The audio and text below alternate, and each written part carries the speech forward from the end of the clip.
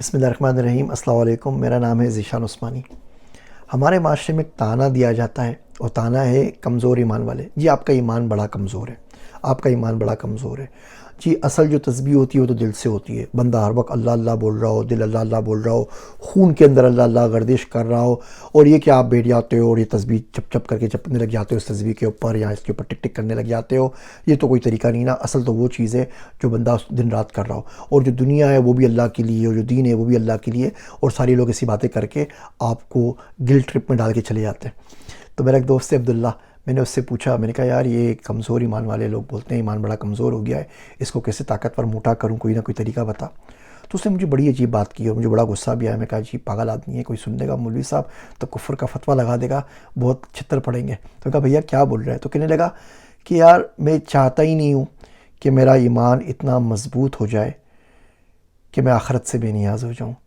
میں بالکل بھی نہیں چاہتا کہ میرا ایمان اتنا طاقتور ہو کہ جہنم کا خوف نکل جائے اور جنت کا یقین ہو جائے۔ میں چاہتا ہوں ایسے ہی جب مروں تو بس ایسے ہی ہو کہ پتہ نہ ہو کہ یار کیا ہوگا کیا نہیں ہوگا، ڈرتا زندگی گزار دوں، اسی ڈر کے اندر خوف اور امید کے بیچ کے اندر جان نکل جائے، ایک طرف نہیں ہونا چاہیے۔ ایک مولوی صاحب تھے، وہ بیان کر رہے تھے، کچھ کر رہے تھے، وہ کہتے ہیں سیکشول ڈیزائرز کے اوپر اتنا زیادہ قابو ہونا چاہیے کہ بندے کو پرواہ نہ ہو۔ تو میرا دوست عبداللہ وہاں پہ گیا ہوا تھا، کہہ رہے مولوی صاحب کیا بات کر رہے ہیں، جب مجھے چڑھتی نا تو یہاں تو مجھے بیگم ملے، ورنہ دل چاہتا ہے بندے کے دو ٹکڑے کر دوں مساوی بیچ میں سے۔ آپ کون سی باتیں کرتے ہیں؟ وہ کہنے لگا کہ میں حج کے اوپر گیا تو وہ سب لوگوں کے وہ سفر نامے ہوتے ہیں حج کے اوپر، وہ پڑھتا ہوا گیا تھا کہ بڑا عقیدت ہوتا ہے اور کعبہ شریف سامنے ہوتا ہے اور کسی چیز کا خیال نہیں ہوتا۔ اب وہاں پر گیا، وہاں جو دھکم پی ہوئی، کوئی ادھر دھکا مارے کوئی ادھر دھکا مارے، کہیں سے اور ٹکرا رہی ہے کبھی کرے۔ وہ کہتا ہے کعبہ غائب ہو گیا بھیا، وہ لوگ ہی خالی نظر آ رہے تھے، پتہ نہیں جو سارے انہوں نے سفر نامے لکھے ہیں یہاں تو انہوں نے کوئی 90 سال کی عمر میں حج کیا ہوگا، یا پتہ نہیں کیا معاملہ ہے، میں تو کمزور ایمان والا ہوں، یہ مسئلہ ہو گیا۔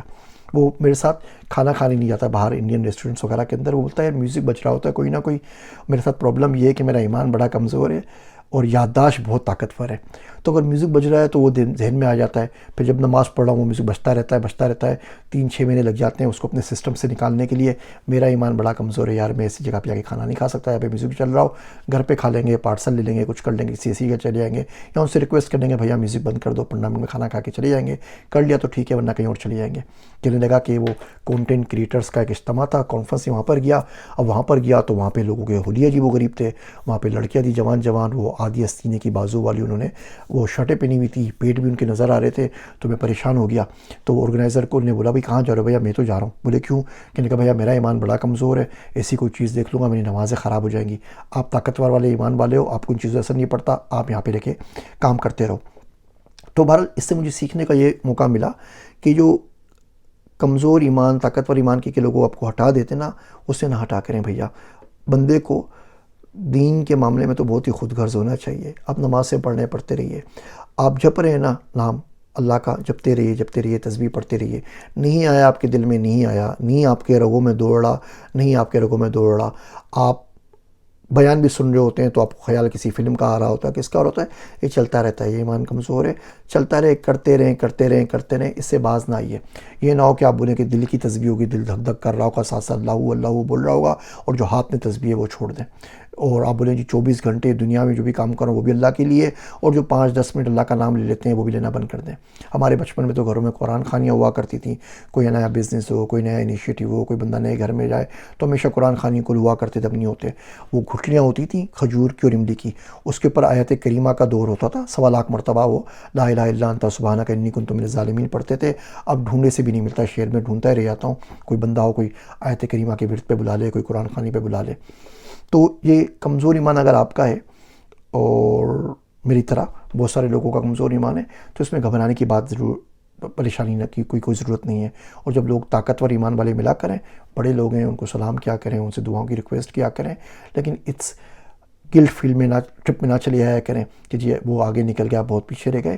کہیں نہ کہیں انشاءاللہ تعالیٰ کمزور ایمان کے ساتھ بھی کہیں نہ کہیں پہنچ جائیں گے۔ اللہ سبحانہ و تعالیٰ سے دعا کیا کریں کہ اللہ سائیں یہ کمزور ایمان ہے، اس کے ساتھ تیرے پاس آ گیا ہوں، جو بھی تھوڑا بہت تھا، جتنا بھی کر سکا کر کے آ گیا ہوں، تو اس کو خالص کر دے، تو اس کو طاقتور کر دے۔ یہ بہت اچھا ہے کہ اس زوم کے اندر زندگی گزر جائے کہ میرا بڑا طاقتور ایمان ہے اور آخرت میں جا کے کچھ بھی نہ ملے۔ یہ مشکل باتیں ہیں، امید کرتا ہوں کوئی اس کے اوپر کسی مفتی صاحب سے جا کے کوئی الٹا سیدھا فتویٰ نہیں لے لے، اللہ آسانی کرے۔ میرے واسطے دعا کیجیے گا. میں ہوں کمزور ایمان والا ذیشان عثمانی.